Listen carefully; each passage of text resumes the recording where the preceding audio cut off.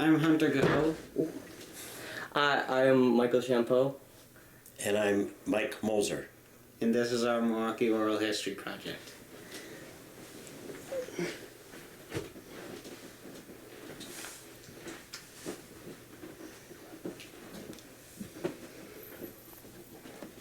Tape 1. So, Mr. Moser, where were you born? I was born here in Milwaukee, Wisconsin.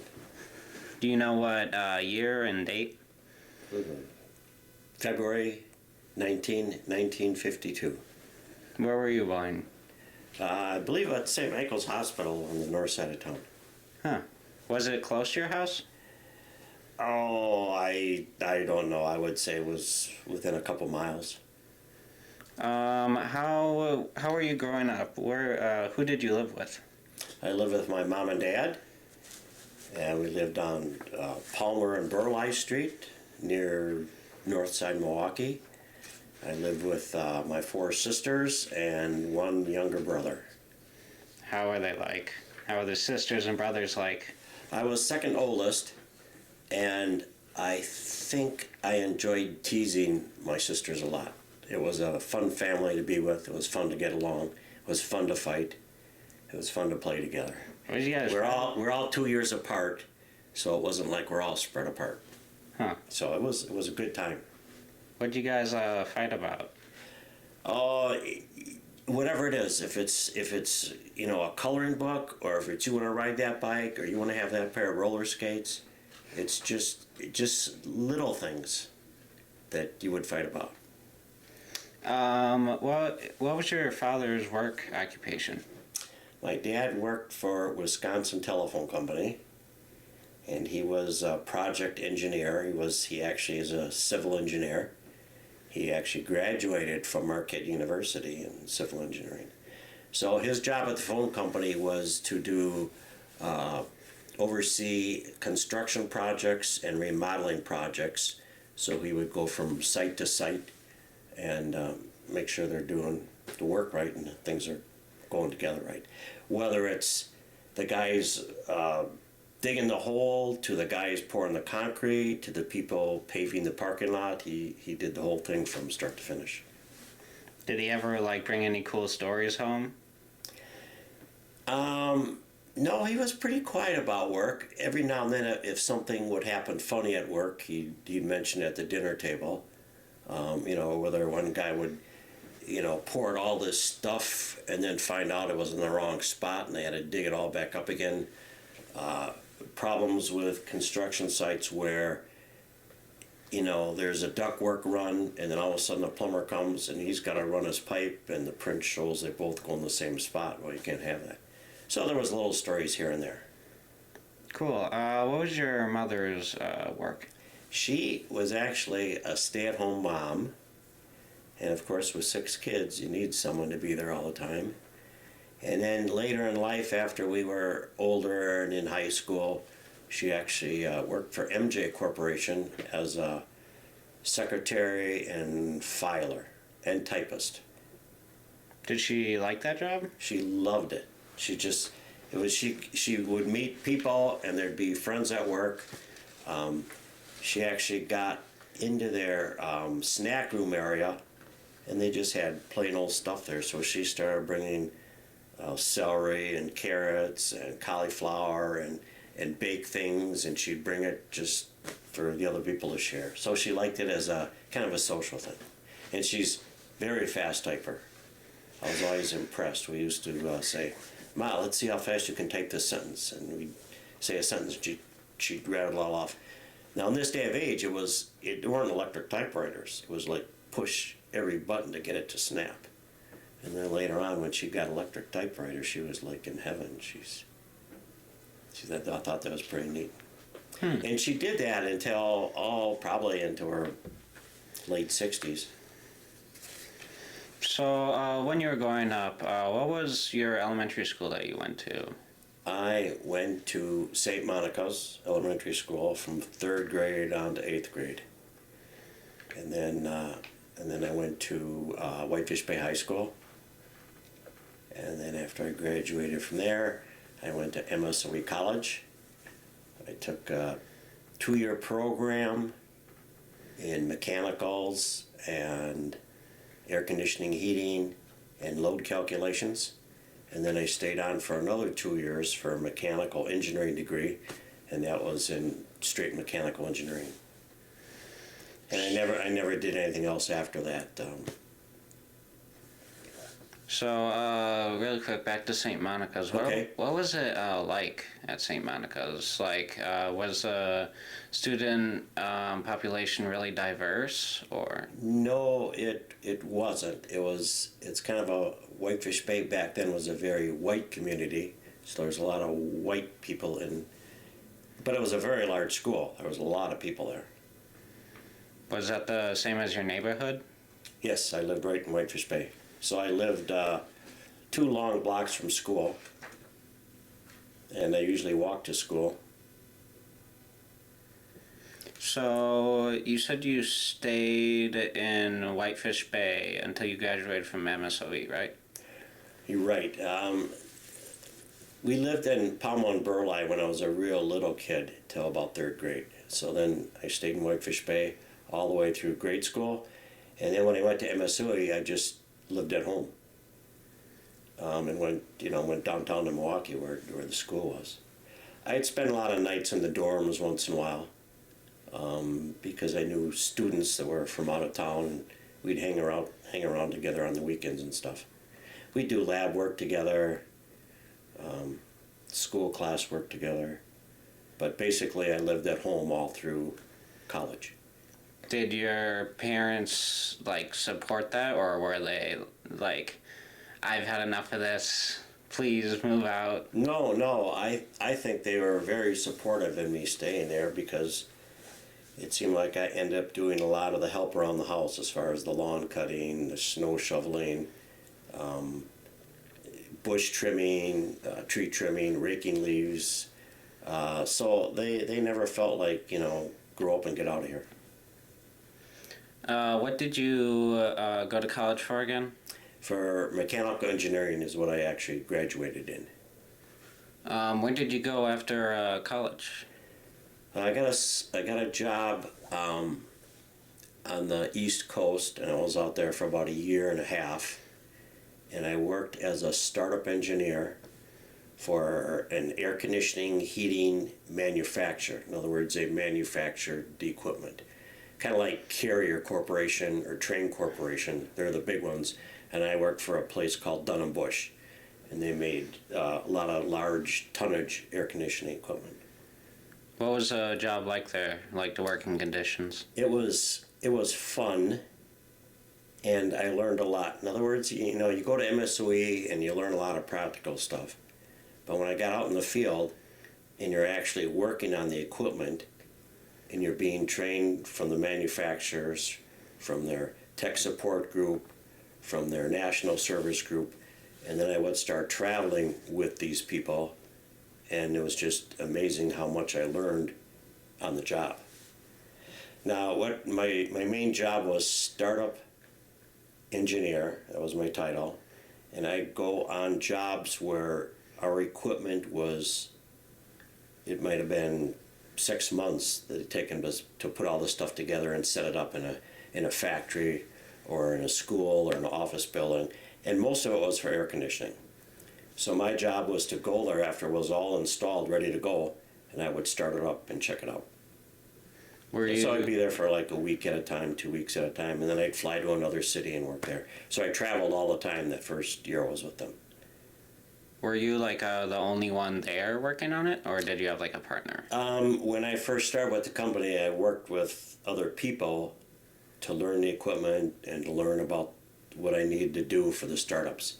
So after a couple months, then they would send me out on my own, and I could always call a factory if I ran into certain problems.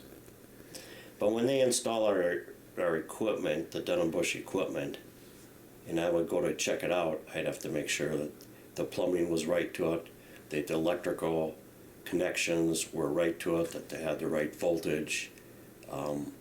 There's a lot of stuff in starting up and checking out a piece of equipment. So that was fun. And it was different stuff. It was some of the stuff was for freezer plants, for meat processing, low temperature work. Some of it was at chemical companies where I would work on a chiller that would cool brine for their processes. So it wasn't just the air conditioning equipment, it was like specialty equipment. And that was always fun to see that. Find out problems with our machines and then being able to correct them and get it running. After I get them started up, then I would do like a training seminar to either the installing contractor or the owners or both, so that they knew how to service the equipment and how to run it. I forgot to ask this earlier, but sure. did you do any extracurriculars or like hobbies in high school and college? I was never in any sports as far as like basketball, football. I might go to a few games. I was in a chess group that I signed up in high school, but that ended up to be a tournament. And after 2 days, I was out of the tournament because I lost. So it was kind of a short thing. But I don't really think there's any. I was active with the Boy Scouts then, and that was through our local church, St. Monica's. And the family did a lot of camping together. But with high school, no, there wasn't a lot of other activities that I did. So I'm guessing you went to church every Sunday, right? Yep, went to St. Monica's Church. Did a lot of people from your school go as well? Well, from grade school, yes, because that was St. Monica's as their own school. From high school, geez, I would say very few people, because a lot of the people from St. Monica's, when they graduated, they went over to the Dominican high school, or they went down to Marquette High School, like you did. So there weren't that many Catholics in Whitefish Bay High School. With that being said, why did you go to Whitefish Bay if a lot of people went to Dominican or Marquette? Okay, my sister, she's older than me, my older sister, and she went to Dominican. I went to Whitefish Bay mainly because it was cheaper. Dominican wasn't a cheap school, and at the time I think my parents felt I wasn't maybe a real smart student per se. So they thought, well, and Whitefish Bay was a very good high school, public high school, so I went there. And so did all my other brothers and sisters. It was only my sister Kate that went to Dominican, and the rest all went to the high school. Was she like the smarts of the family? Yeah, she was the first kid, and she was like smarter than everybody else. So, what happened after you moved out of Whitefish Bay? I know you went to MSOE. What happened after that? Okay, that's when I went out east to work at that job in Hartford, Connecticut, with Dun & Bush. And then while I was out there, they needed somebody in the Chicago area for the regional office. So after a year in training being out on the East Coast, then I came back to the Milwaukee area because I figured, well, I'm traveling so much, rather than live in Chicago, I just moved back with my folks in Whitefish Bay. And I lived with them for a couple of years until I got married. And then I moved to Brown Deer. So I don't know if that answers your question where I went. That's where I went after high school, or after college. Okay. We're going to take a short break. Okay. We're going to check on the camera really quick. All the time, which isn't really about Milwaukee. But that's what I did. That was my job. So specifically, where in Milwaukee did you live?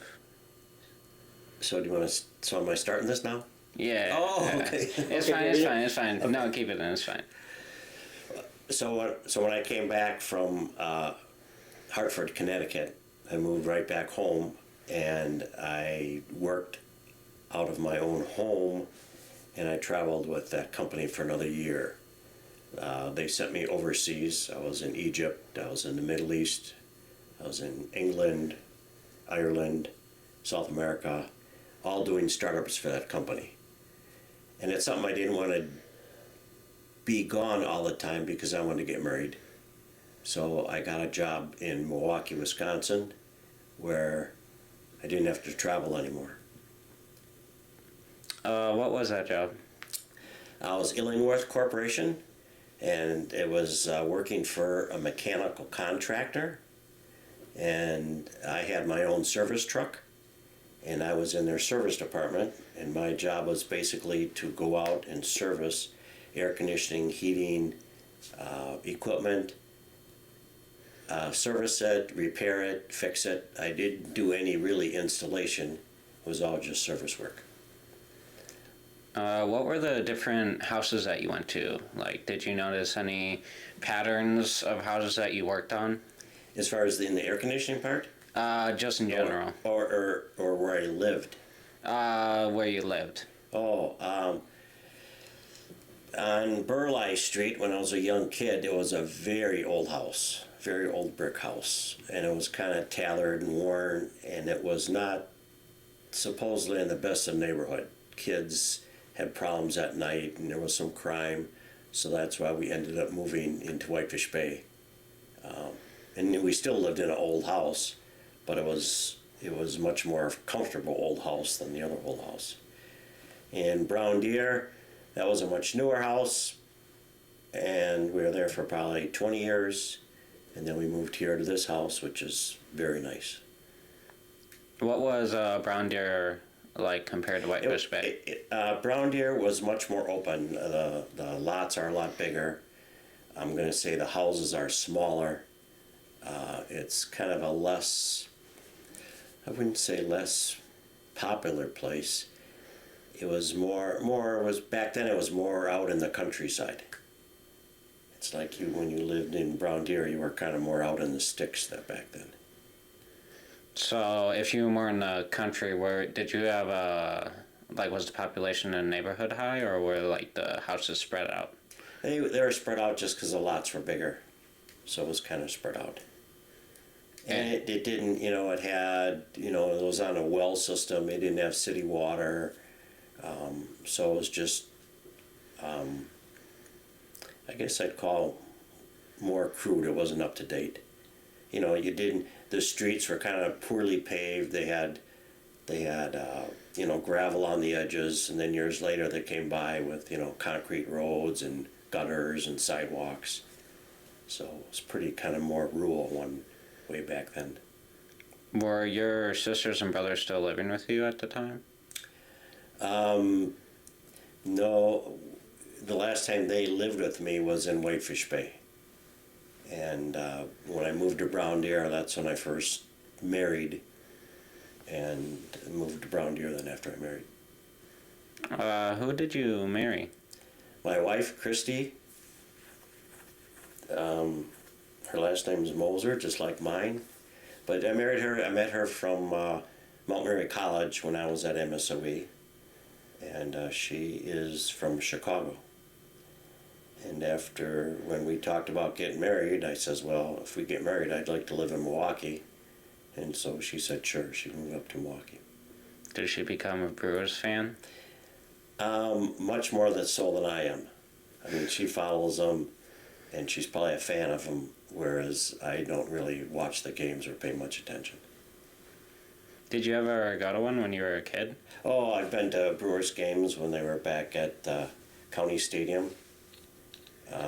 In fact, before the Brewers, we had the Braves, the Milwaukee Braves, and my folks would take us to some of those games. What was the atmosphere like when you went to those games? Atmosphere. Well, as a kid, I thought it was kind of fun, but I don't think I really understood the game. It was just fun to go there as a family outing. I know a lot of people back then dressed up very formally. How did people dress back then? Well, even though my dad was in the construction part of it, he'd usually wear a shirt and tie to work. And when I went to school, We dressed up pretty nice. We didn't have any uniforms or anything. I would say back then the people dressed nicer for Sundays. They'd wear shirts and ties. I'd wear a shirt and tie. That just doesn't happen anymore, or very seldom. Do you miss that feeling? Some ways, because sometimes I felt important with a shirt and tie on. So when you were at MSOE and later on, how did you? I'm supposing you used a car. Did you use any other sort of transportation? When I was in college, I took the bus to school sometimes, and then we had a family car, and if it was available, I would take the family car. And then probably my last 2 years of college, I had a motorcycle, so when it was nice weather, I would take my motorcycle down to school. Were there buses like the electric buses or buses like now? Well, when I went to MSOE, they were diesel buses like they are now. But when I was a kid, I remember riding on the buses downtown Milwaukee, and they were all electric back then. So when you got out of your second job, and you moved out from Brown Deer to here, did you go to another job? Well, there was no. I think that last job I spent 35 years in the construction industry as a service tech.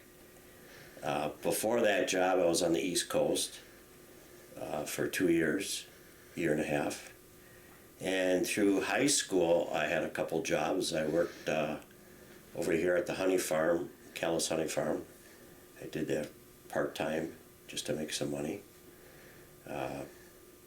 I worked for a little chemical company where we mixed chemicals together in barrels to make a fire starter and a fire coloring, where you would throw this like sawdust into your fireplace, and then you could see colored flames come up.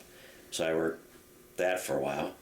I worked at Howard Johnson's part-time when I was in high school as a busboy, and then I became a dishwasher, and then I ended up being the short order cook for a while. That was a fun job. Kids from high school, we'd do that. And then for 2 years while I was in college, I worked at a Golden Chicken fast food place. It was mostly delivery stuff. And I had a car, and I would deliver food to people. What did you do at the honey job?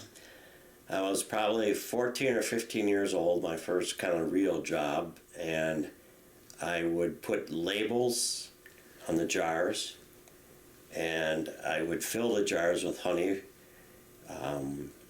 The owners would go out to the fields, and they'd bring the honeycombs in. They'd cut them open. They put them in an extractor to get the honey out of the combs.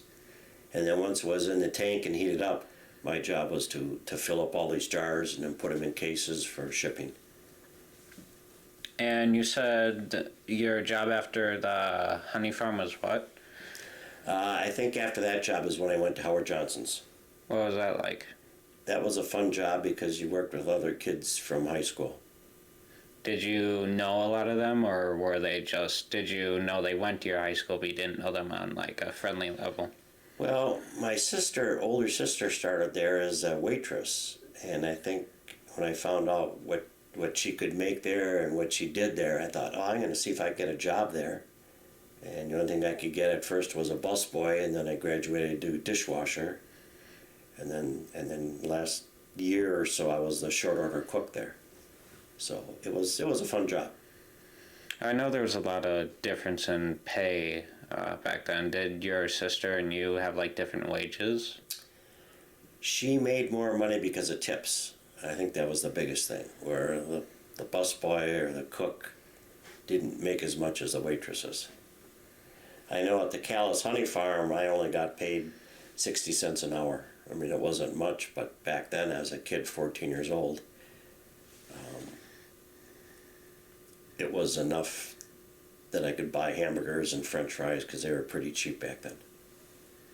So you mentioned that there was a ship called the Milwaukee Clipper. What was your experience with that?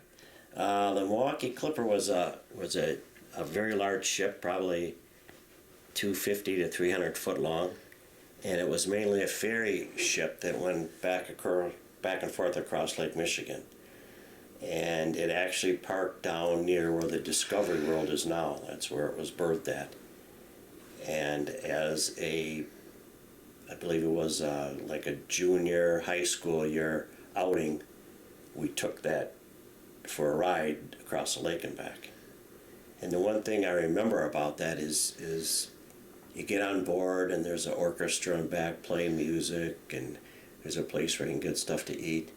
And as soon as they drop the lines on the ship, there's a huge horn that blows, and then this band plays real loud, Anchors Away. It's like you were leaving and never coming back. It was just very impressive. And then, of course, as it leaves in Milwaukee, and the background gets smaller and smaller and smaller, and it was a very neat trip. It was very, very impressive. Did you go often, or was it like a? It was only one time I went on that ship. Oh. Now, many years later, we had here in Milwaukee, in fact, they built it. It was the Dennis Sullivan, and that was another schooner ship. I got a picture there, and I think one of those pictures. And I took that on a trip. It was like a 2-hour tour. You could go out into the lake. And I happened to land on a good day where there was lots of wind, and waves were washing over onto the deck of the boat, and it's a pretty high boat off the water. So it was well worth it for me to go out on that. I never went again, just that one time. And that Dennis Sullivan was actually built here in Milwaukee. It took them like 5-6 years to build it. And sadly, about 3 years ago, they let it go, and now it's on the East Coast somewhere. Summerfest was a big deal when it first opened up. Did you ever go there? Yes, I was there. In fact, the first few times when I went there, I was just in high school with other kids, and we used to ride our bikes down there. And two of the main groups that I remember seeing was the Michael Jackson and they were the Jackson 5 then. I think Michael Jackson was like 12 years old, and he got up there and sang a bunch of songs. Of course, since then he became very, very popular, his songs did, and his acting. But down there, the grounds were not like they were now. They were like grass fields, and sometimes they were muddy because of the rain. But it was so much fun to be down there watching the events. Diana Ross and the Supremes also came one year, and I went down there to see them, and that was pretty neat. The venue was not as large as it is now, and it was a much smaller venue back then. But it was a good time. Even though it was a smaller venue, were there still a lot of people there? Yes, crowds. A lot of people would come. Did they did they have like beer with them always, and were they like? Yeah, they were wild and they had beer with them. Yeah, it seemed like it was getting out of control after a while. So you said that you lived in kind of like, I really quick want to go back. You said you lived in like a country area? Well, Brown Deer at the time was I wouldn't say country, but it was much less city-like than it was here. How far did it like take you to get to like main stores, like grocery stores and gas station? Well, we had cars back then, so the gas stations were nearby. And, it wasn't that far away, but it wasn't like you were living right in the city. And I don't think you ever walked. We never walked to the grocery store. We never walked to school up in that area. We always took cars and buses. So throughout every school that you went to, it was never like so close that you walked to?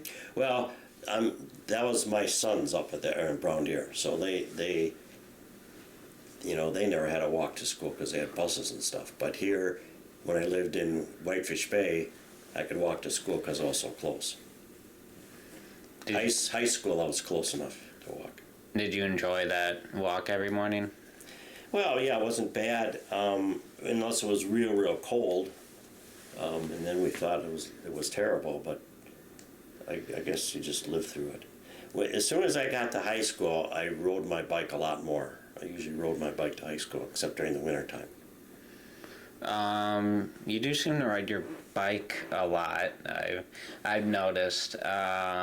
Did you do any like biking activities, or like were you part of like any bicycle groups? I was never in a bicycle group. I did have a friend that we used to go bike riding together almost every weekend or sometimes after school. We would do trips. We'd ride up to Port Washington. We'd ride downtown Milwaukee a lot. We went as far as Sheboygan on one trip. But a lot of the stuff we rode right around Whitefish Bay. McDonald's was still here in Glendale. We used to ride over there to get hamburgers all the time. That was kind of like my means of transportation, is just to hop on the bike and go. Did you ever like take outside adventures, like go like hiking or anything? Well, through the Boy Scouts, I did a lot of hiking, backpacking. I think I'm trying to think, let's see, with our bikes, we would go to certain parks and then hike through the park and play in the park. So we would ride there and then we would hike. You'd ride your bike down to the beach and then you'd hike along the beach, or you'd hike somewhere. So we did some of that. As a kid, the family did a lot of camping through the Boy Scouts. I did a lot of camping. I know that in the later years of Milwaukee, Lake Michigan started getting like really polluted with garbage, and they had to close down some of the beaches. Did you experience that? Yes, I did, and it wasn't always pollution. Sometimes it was fish. Years ago, we used to have a lot of alewives in the water, and they would get so thick and they would die, and they would pile up on the beaches in piles where you couldn't walk down the beach without stepping on the alewives. It was just amazing, and then the smell from them was bad. And then a couple years after that, some other fish came in and ate them all, and then we didn't have that problem. And then the zebra mussels came in, and now they're kind of gone. Now we have quagga mussels out there. The Lake Michigan water quality has cleaned up over the years because of some of these mussels that filter the water. But they also do a better job when they built a deep tunnel to help keep a lot of the sewerage out of the lake. So there's been really a lot of water improvements. So one thing that I was really looking forward to is Love Rock. I know you had a big part in that. Can you explain that a little? Yeah, Love Rock was in my college days, and when I worked at Golden Chicken, I had a couple of friends there that we were all delivery guys, and we decided that we'd always goof around and do things together, and we got the idea we should go out and paint this crib. Out in Lake Michigan off of Bradford Beach, there was a water crib for the water filtration plant. And what it does is it holds the piping down where we take our water out of Lake Michigan for drinking. And then that crib, probably before I was born, was abandoned, and they built a new one further out in the lake. So this crib sat there, and it's probably 50, 60 feet in diameter, and it was all steel wall edges like the shape of a stop sign, octagon shape. And it stuck up out of the water like 8 feet high, and it just sat there. And so we decided to go out there one night and paint love on it.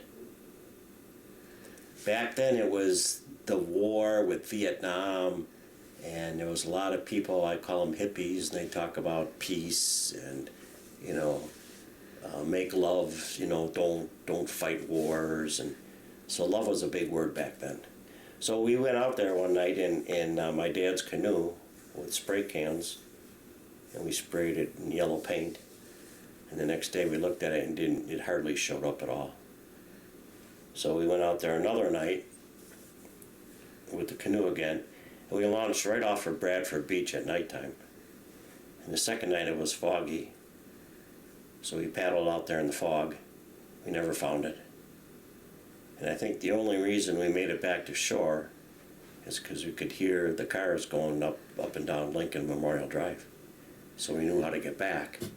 But when we came back to shore, I thought we were in the same spot as where we launched, and we ended up way, way, way down the river, way, way down the shoreline. So the fog really had us messed up. Did you ever get worried about getting like caught or something like that? No, I guess that never bothered us.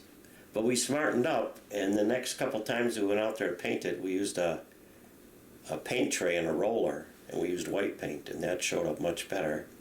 But we also didn't take my dad's canoe anymore. We took a little, a little aluminum boat with a motor on it, and we would launch at McKinley Marina and motor out there. So, and that love stayed on there for many, many years. I think we repainted it like 4 years later when it started to fade. And then eventually the city decided that, or I don't know who it was, maybe the Army Corps of Engineers decided that big thing out there, that old crib, was a hazard in navigation. So they decided to actually use dynamite and blow it up out of the water. So with canoeing, do you do other thing with like water boats or anything like that since you canoed out there? Oh yeah, I do sailing. I do motorboating. I sail everything from a sailboard, a windsurfer. Years later, I bought a small 12-foot sailboat called a Butterfly. After that, I bought a Hobie Cat, 16-foot Hobie Cat. That was a fun, fast boat. Should have never sold that. I think it would keep me younger if I had that today. And then I ended up starting to crew on other people's boats. And then I bought my own 27-foot sailboat and had that for about 10 years. And even since I sold that, now I have a small power boat that I trailer and use all over the country. What other boats do I have? That's probably it as far as boats. I have a couple inflatables, all with motors on. They're a lot of fun. And to this day, I still crew on a 40-foot sailboat. It's not my boat. It's a friend of mine out of South Shore Yacht Club. And I would crew under, the Social Series sailboat races. So, with the boats, you seem to know a lot about them. Did that ever come to you like as a kid that you really liked boats, or did that come later in life? My dad probably got me started. He had the canoe. And so as probably 6, 7 years old, we would go up during the summer and we'd spend some time at a lake at a little cottage, and I'd be out there and I'd play in the canoe just along the beach, back and forth. I'd paddle around. And then he had a sailing rig for his canoe. So as a little kid, I also learned how to sail through him, a canoe. And that's probably how I got started in boating. And then once I got to college, and I started buying my own boats. So after Brown Deer, where did you move? Here to Glendale. And you moved here with your wife, right? Right, wife and 2 kids. I had 2 boys at the time. What was life like? Like what? How were the kids? The kids were so much fun. It's like growing up all over again. To watch them grow up, to watch them play, to play with them, to interact with them. They went to the public schools here in Glendale. They went to Nicolay High School here in Glendale. Both of them were in the Boy Scout program and in the Cub Scout program. So I became a Cub Scout leader for a number of years, and then I became a Boy Scout leader. And until this very day, I'm still active in the Boy Scout program. What do you do in the Boy Scout program? I belong to the local troop here, and I help out when they go out on wood splitting adventures where they split wood for the camp. I help with their advancement program, learning how to tie knots, doing merit badge work, knife and axe skills, outdoor camping, backpacking. We've done backpacking with them. So I don't do quite as much as I used to, but I try to stay involved with the troop. What was the, like, did you wish the boys had something that you used to have as a kid, or vice versa? I think they had a much more opportunity to do things as kids that I did with them, and I think that's mainly because there was 6 kids in my family, and my parents could only do so much with us. I mean, they took us on a lot of trips. We went out to California as a family of the 7 of us, 8 of us. We went out to California to the Disney World out there, and we went out to the Rocky Mountains, and we went down to Florida and out to New York. So I did a lot of travels with them. But with my boys, I think I was able to spend a little more time on outings with them, just the 2 of them and myself. And I think I could have more one-on-one time with the boys.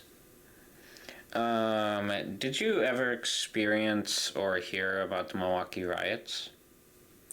Back when we lived on Palmer and Burleigh, this is back when I was a young kid, probably 5 to 10 years old, they did have the riots. And being on Burleigh, we were not that far north of the riots. So they actually put curfews in Milwaukee during that time. And in the evening, we were under a curfew at 6 o'clock. You couldn't walk anywhere anymore. You couldn't drive your car anymore. They had the city locked down till they got the riots under control. So it was, as a kid, it was really weird to see this and to hear about it. And as I say, we were so close to it, we were probably less than a mile away from the action. Most of the action happened on 3rd Street, which is now Luther King Drive, and we lived kind of like on 1st Street, so we were only a few blocks east of it and maybe a half mile north of it. But it was kind of scary at times. Yeah. Not that anything ever got close to us, but just to hear about it on the news and hear what was happening, it was scary.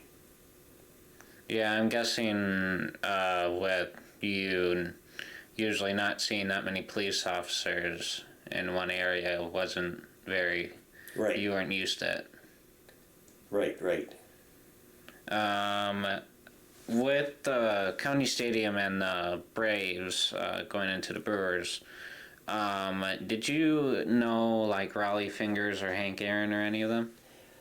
I heard of Hank Aaron, and I've ridden on his trail. He's got a bicycle trail in his name. But yeah, Raleigh Fingers, I knew him very well just because of his mustache, and he was a pitcher, and I heard about him a lot. Other than that, I really didn't follow the Brewers much at all. So, do you remember stuff about like since your dad worked in construction and you worked with engineering, when Milwaukee was, I would say, like modernized a little and a lot of buildings were built? Can you remember any like specific buildings that you remember were built that were important? Well, when I was in high school, it was actually high school or beginning at college, they were building the Bradley Center, which is now torn down, and now Pfizer Forum is there now. So that was a big arena that went up for Milwaukee. Another building that was torn down in my time was the county stadium was torn down, and they built, it was Miller Park at the time, which is now American Family Field, and they had that site under construction. There's a few others where additions were put on, like Fulp Corporation, Joy Global Corporation, Johnson Controls built a bunch of plants out here in Glendale. So there was some, and then there was some big downtown buildings that went up. The First Wisconsin Center was the first 42-story building in Wisconsin. And to Milwaukeeans, that was a big deal. In Chicago, they always had 80-story buildings already, like the Sears Tower and the Hancock Center. But so that's another building that was built in my time here in Milwaukee. Besides County Stadium, did you ever go to these buildings? Yes, I've been to the Bradley Center. It wasn't for who played there. That was basketball, I think, right? When they had other sports there, like monster truck shows, or when they had motorcycle shows, I'd go to some of those things, and they were kind of neat. They also played hockey there. They had a floor that they made ice on the floor, and then when the hockey was done playing, they'd cover it with like some wood, and then they'd lay a basketball court on it, and they'd play basketball right over it. Did it like take a couple days to like do this, or? No, they do it in a day or an evening. They get a whole bunch of workers out there, and 1, 2, 3, they convert it over. You said you remember the Big Blue incident? Yeah, Big Blue was at the time was a very, very large crane, and they used it in the construction at Miller Park. And what happened there is the stadium was halfway built, and they were going to lift a real heavy truss system up to the roof. And on that particular day, the crane collapsed. And the reason it collapsed is because it was very, very windy out, and they feel that the stress on the crane and the condition of the ground below the supports of the crane couldn't hold it, and it toppled over. And unfortunately, we lost 3 iron workers. They were not in the Big Blue crane. They were in another smaller crane trying to direct the lifting operation of the crane. So that kind of delayed the completion of the building by about 6-8 months, because they had to take all that scrap metal down again and remanufacture it. Did you like hear about it from the radio, or how did I you hear happened to be about it? driving home from work. I was up in Sheboygan that day because it was a huge news event, and then I heard about Big Blue fell over, and I remember it being a very windy day. When the county stadium got torn down, were a lot of people against that? I think it just had a lot of people liked it, but I don't think anybody was really against it. I think they were all for the new stadium, and because it had a closing roof, then it made it so much nicer to go to games and to have events there. Now, back during the county stadium days, I don't know if you knew this, but the Packers used to come down and play a game a year at County Stadium. And of course, once they built Miller Park, there's no way they could, fit in there.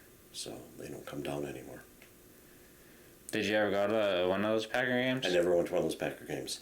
I have been to a Packer game in Green Bay, though. I was given 4 free tickets to go to the game, and I thought, I gotta try it. And it was very impressive. Did anyone at your school always talk about sports and like being excited for the Packers one game of the year? Well, there were some kids that would talk a lot about sports, but I guess I didn't really pay much attention to them because I wasn't in sports myself.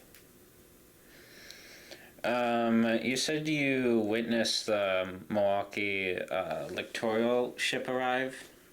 Yes, it was the Littoral Ship was built up in Manitowoc, and it was named the SS Milwaukee. And it came down here to be commissioned here in Milwaukee. So I went down there. In fact, my dad was still alive at the time. I took him down there, and we watched it be commissioned here in Milwaukee. And it was only 10 years later it was decommissioned. It didn't really perform as well as they thought it would, so it was decommissioned early. What was that day like that you witnessed it? What were like? Oh, the it was a emotions? cold day. It was like November, December. It was a cold, windy day. So I just remember shivering and sitting there watching them go through the ceremony. And, they would name the captain and the navigators and all the crew and what they would do. And it was impressive to see it, but it was a cold, windy day watching it. Was it impressive because it was the first ship that like was named for Milwaukee, or what was the significance of it? Impressive because it was one of the first littoral ships built. And what this ship, they built it for is because it could do multiple jobs. In other words, it's like containerized, where they wanted to do a certain operation, they would fill it with containers to do that sort of operation. If they wanted to change operations, they'd pull those containers off and put other stuff in there. So it was a ship that could do different jobs, and they could switch it around.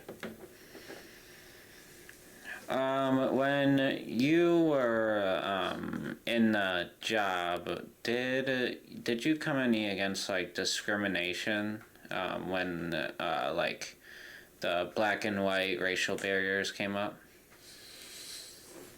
I guess no. When I worked for Dun & Bush for a few years, I actually worked with a black fellow, and we'd actually work together on a job site, and we roomed together at the hotels. We'd stay in the same room, and I never thought anything of it, but other people did. They says, "Well, how, why, how, why?" And I says, "Well, it was just another person."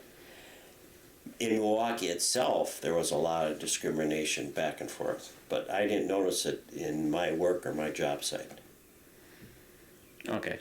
We're gonna really quick take a break Okay. because I'm gonna get a drink of water. Oh, okay. There's some water on the table if you want. Okay, so Mr. Moser gave us some pictures that we're going to look at, and we're gonna have him describe a couple of them. So can you please explain this picture for us? Okay, this is a picture of the Deluge, which is the Milwaukee, city of Milwaukee fireboat, and this boat would fight fires on buildings along the Milwaukee River. Since then, this boat has gone into retirement, and now they have a much smaller fireboat that they keep at the Discovery World. But if there's ever a building fire downtown Milwaukee and they can't get to it from the water with fire trucks, that's where these boats came into play. So the boat would just pull along. The boat would just go along to where the fire is or where the rescue operation was, and they would actually pump water out of the Milwaukee River onto the building. They could also use this boat to pump water out of the river to a street that would maybe have a fire that would be 2 blocks away, just give them a lot more water so they could run hoses and then pump water out of the river. And I know you talked about your Boy Scouts. What is this picture?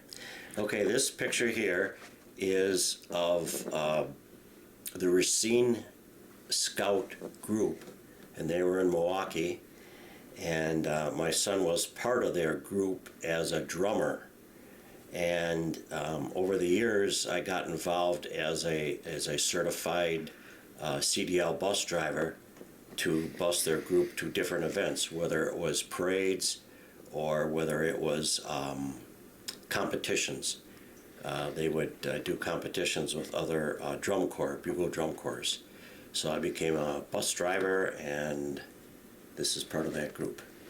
So did you drive the bus? Was your son in the bus as you drove? Yeah, the bus would hold about 50 people, and I would take them to an event, and they'd put all their uniforms on, and we'd have separate trucks and trailers for all the musical equipment, the drums, the buglers, the xylophones, and we would meet where they would have a competition, and then after a competition, they would all come back to their buses, and we'd have something to eat. And then maybe through the night, I would drive the bus with all the kids in it to the next event that they'd go on. Sometimes they do 2-3 events a weekend. So I was the bus driver. Did your son like that you were a part of? He thought it was pretty neat. And as a bus driver, I would, because these guys I thought were professional at what they did, I would always wear a tie when I drove the bus. And I was the only bus driver in any other drum and bugle corps groups that wore a tie when they drove. So the director always enjoyed that. So, the Olympics was a big thing in the world. Yes, I don't remember when this was, but what they did during this is the movement of the flag, the flame, the torch, I should call it, across the country. And on this particular one, they actually came through Milwaukee. It happened to be on a rainy day. But they were escorted by motorcycles, and they had a bunch of guys that would carry this flame. Not one guy would carry it the whole way. They would take turns and hand it off. So it was neat to go down there and see them do that. How many people were there? Was it like the whole town? Well, no, what it is they gave you a route. You know, the guy's coming through Milwaukee, and he's going to be taking this route. So wherever you'd go to see it, there might only be a couple people there, or there might be a lot of people there. So there was very few people there. As I say, it was a rainy day, but it's neat because he had like van drivers behind them. He had a motorcycle escort in front of him, and he would just carry this torch, this lit torch, and then every so many miles they would hand it off to another guy. And you talked about Love Rock earlier. Yes. And you said that some of the paint didn't really work as well. Yeah, this is a picture of us painting, standing up in the canoe, and this is a picture of us painting the rock with spray paint. And we painted it with yellow spray paint, and the yellow just didn't show up right. So we went back probably a couple weeks later, and we painted it with a regular roller paint, and we did it in white, and that showed up much better. This Love Rock is steel sides, and it's all rusty aluminum, rusty steel, I should say. And maybe the yellow just didn't stick right on that rust. But yeah, that's what that picture is of. Were you guys expecting to were you expecting the colors to shine out during the day or during the night? No, there's no lights on it at night. You'd probably never see it at night, and that's one reason we went out at nighttime to paint it, is because nobody could see us out there. So it would just show up in the daylight. Did you guys ever expect that it would become such a big thing? No, we never did. We never did. In fact, it was talked about a lot as the Love Rock in Milwaukee. The Love Rock. What was your guys' reaction to that? At the time, we thought it was really neat to do. And I guess through all my life, I always thought it'd be neat to be part of that. The three of us going out there and doing that. So continuing with the photos, you have a couple boat pictures here. Okay. Can you describe some of these? Oh, this is a ship. It's one of the ships that would come into Milwaukee Port. It's an ocean-going ship. And a lot of people don't know that Milwaukee is considered a worldwide ocean-going port because of the St. Lawrence Seaway. So this is a picture of one of the bulk carriers that came in. You can see the cranes on it. And this is probably right off the Milwaukee Harbor waiting to get a slip assignment. And they would bring all sorts of freight into Milwaukee, and we would also haul a lot of freight out of Milwaukee. In the past, there used to be, there's Komatsu right now that builds mining equipment, Joy Global here in Milwaukee, Harnischweger, and a lot of those big mining equipment is put on ships and sent overseas to mines. They're put on ships in pieces, like the tracks would be one piece, and the housing would be another piece, and the shovel would be in 3-4 pieces. They'd put them on a ship and they'd send it overseas, and they'd send a crew over there to put it back together. Another thing that Milwaukee was big in imports is we had a lot of coal years ago that used to come to Milwaukee. Our power plant in downtown Milwaukee used to be powered by coal. All that coal would be brought in to Jones Island in Milwaukee, unloaded, and then by barge it would be pushed up the Menominee River, Milwaukee River, Menominee River to the power plant, the Valley Power Plant, which is right next to Marquette University there. And since then, that power plant has been converted to natural gas. But this just shows the heavy shipping that's in Milwaukee. And this ship, it looks like a type of naval ship. This is a Navy ship that came into Milwaukee many years ago as I was a kid. And they'd come into Milwaukee and dock, and they would allow people to come on to give tours of the ship. As I say, the Littorio ship was a ship that came in years ago. They also gave tours of it. But this is probably one that came in probably, I'm going to guess 40 years ago. Did you ever go on one of those tours? Yes. When they did come in, because my dad was in the Navy, we were able to get on these ships and get a tour of them. And they were always pretty neat to see. And this picture, what is that boat? Oh, this is a picture of my sailboat. This is a 27-foot sailboat, and it's in a sling right now. In wintertime, the sailboat will have to come out of the Milwaukee, have to come out of the water because it freezes up. So every spring and fall, this boat would come out of the water and they get relaunched. This sailboat doesn't have a mast on it right now. The mast has to come off to take the boat out of the water. So this is me one spring or fall having the boat lifted out of the water. Did you build it by yourself? Or? No, I bought this used, and I still am a member of the South Shore Yacht Club, and I would keep this boat on a mooring at the yacht club. And for 2 years